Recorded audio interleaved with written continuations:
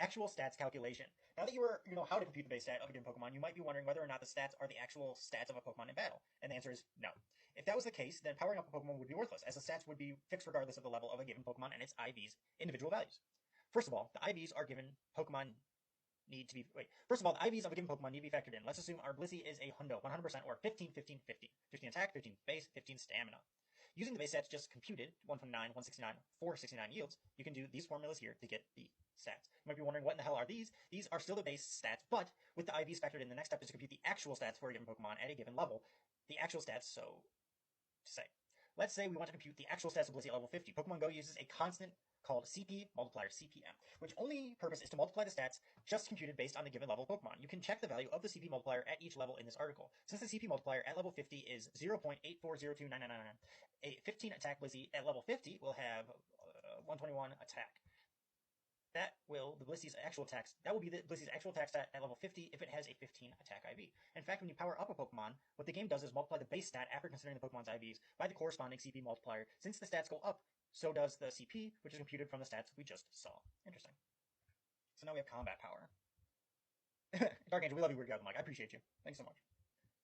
Alright, combat power. Now that you know how to calculate the stats of a given Pokemon at a specific level, let's see how the combat power is computed. Combat power is Niantic's way of measuring the overall battle strength of a Pokemon's battle strength by CP itself. It is not actually used in any calculations during battle. It's there just to give you a rough idea of a Pokemon's strengths. Thus, it's not always the case that a Pokemon with a higher CP is necessarily better than one with lower CP.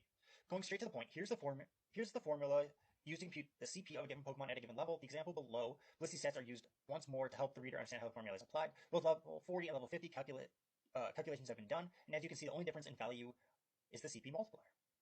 I see. Concrete Pogo, thank you so much for the roses in the TikTok chat. I really appreciate you. Thank you so much for the likes, the shares, and the gifts. You are amazing. Remember, if you want to see the full show and you want to participate over there, please head on over to twitch.tv/judgmentalmonk. I'm literally one follower away over there from hitting my goal for the month, and today's the last day of the month, so it kind of works out. Someone needs to go do that, right? Let's finish this up real quick. If you take a look at our if you take a look at our database entry for Blissey, you will see that the max CP values match the ones you see above. Multiply around with the formula and the different CPM values, and you should be able to compute the max CP of any given level. If you want to know more about CP or how CP is calculated, feel free to check out the Combat Power Mechanic wiki written by Kratos. Alright, the 9% nerf. Right before Mewtwo was first released in Pokemon Go, Niantic decided to apply a 9% nerf to the Pokemon whose CP surpassed the 4,000 CP mark at level 40. If a Pokemon CP is higher than 4,000 at level 40, you can compute its actual stats by multiplying the unnerfed stats by 0.91 or 91%.